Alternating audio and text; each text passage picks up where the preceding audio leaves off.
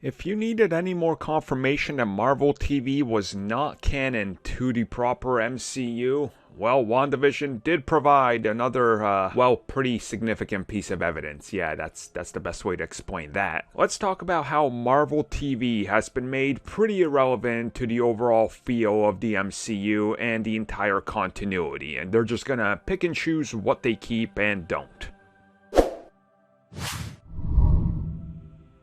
So in that final episode of WandaVision, when Agatha confirms that the book that we see in the series is in fact the Darkhold, this meant that everything that happened before is pretty irrelevant. For example, everything that happens in Agents of S.H.I.E.L.D. that has to do with multiple seasons dealing with darker magic and the Darkhold has now been made more or less irrelevant. And also the last 2 seasons of that series, and you could even argue 3 seasons, wrote them out of the mainline continuity anyway, so they were sort of irrelevant when the series ended anyway. Over on the other side of Marvel TV, where you had the Runaways, for example, Cloak and Dagger, and that entire interconnected world that was referencing and connecting to the likes of Netflix, Luke Cage, Iron Fist, and Daredevil, well, that's also been made irrelevant now. Also Hellstrom, but nobody watched that, so yeah.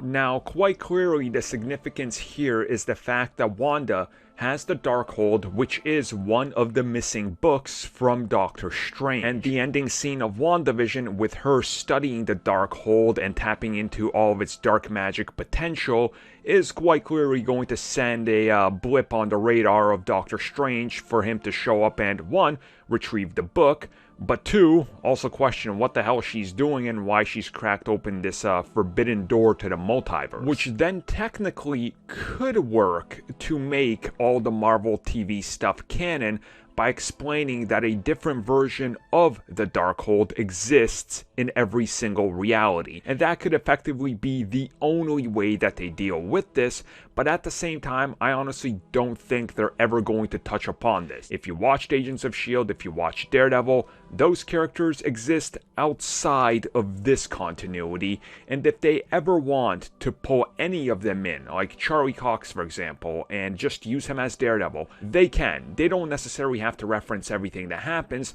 they just play it up, say, hey, here's your Daredevil, it's a different version of the character, sort of semi-aligned with what happened before, but there's just so many things that happen over there that we're not really going to explain the complexities of it. And when you think of it that way, it's probably for the best, because yes, Marvel TV is not really canon anymore, and this just further confirms that.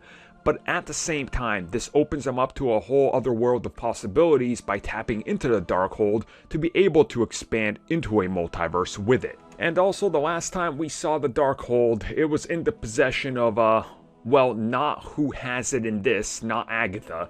So, unless they want to go tap into literally multiple different series that touch upon it in Marvel TV, yeah, don't expect it to connect at all. Ever. And they'd also have to explain why it looks completely different, why it has a different special effect on it, and why the Darkhold in the MCU proper actually looks like a spell book, and why it just looks like a raggedy old book on Marvel TV.